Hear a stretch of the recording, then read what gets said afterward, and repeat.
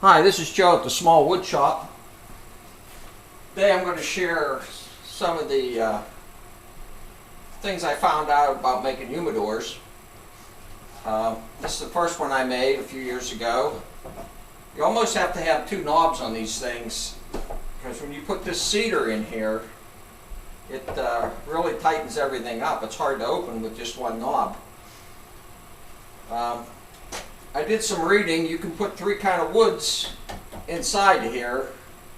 Spanish cedar is preferred. You can put red cedar, and you can also put mahogany. Now I'll blend some mahogany in every now and then just to give it a different look, but this Spanish cedar here, it's good with water as the other woods are, but this eliminates, and I didn't know these things exist, worms can develop in your cigar humidor and destroy your cigars, but this will keep them away. So I just started using the Spanish. This has an 1/8 inch thick piece of wood here on the Spanish cedar, and when I made this I was still into brass hinges, which I'm no longer into. So that one came out pretty good. It has some spline joints here for strength and appearance. The next one I did was all mahogany on the outside.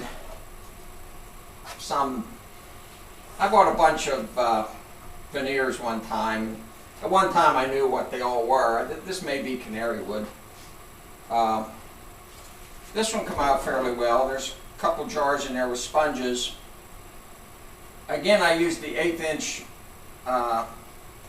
cedar, but I lined it up against some 1/4 inch red cedar because I found that when you just put this in this length, it's fine on the smaller ones, but you won't get a good seal. And on this one, again, you need two knobs.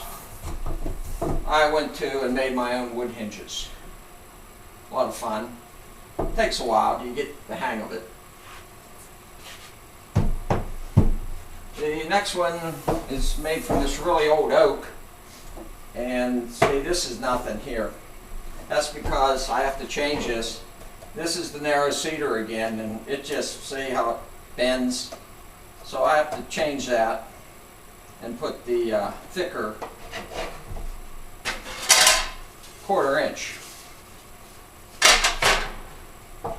And I try to put a fancy thing for the water in there. And this one too has some decorative pins and wood hinges. The top of this is walnut veneer. The last one, and I just completed this yesterday. This is the first time I tried to use legs, and it was a challenging deal. And I went to a different setup here. This one's really tight. This is, again, 1/4 inch, some exotic wood, zebra wood, I think. And I put these raised pieces of wood on the side and put pins through here, and that's the hinge. And on this one, all these other boxes were polyurethane, but this one I just put Danish oil on, a few coats, and I think it's way easier. Polyurethane can be a real pain. The only thing I have to do to this yet is I'm going to put a magnet on the bottom, like I did this ashtray, to hold the cutter. It's a nice little touch. This is an oak and walnut inlay tray. Or give it to your wife, she can put a candle in there. Cigar. And the last ashtray I made was this crystal. I got this up at Michael's. They were on sale.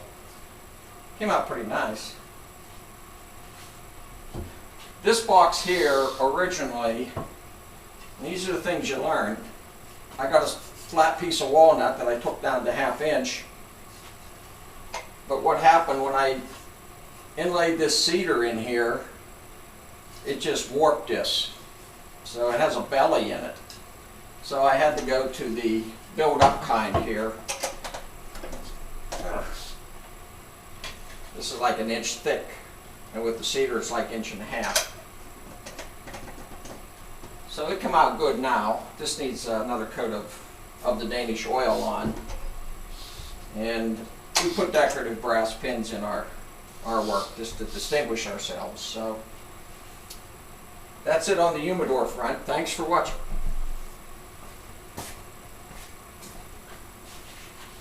I used to edit this walking over to the camera, and I'm thinking, why am I doing this? They know it ain't Hollywood.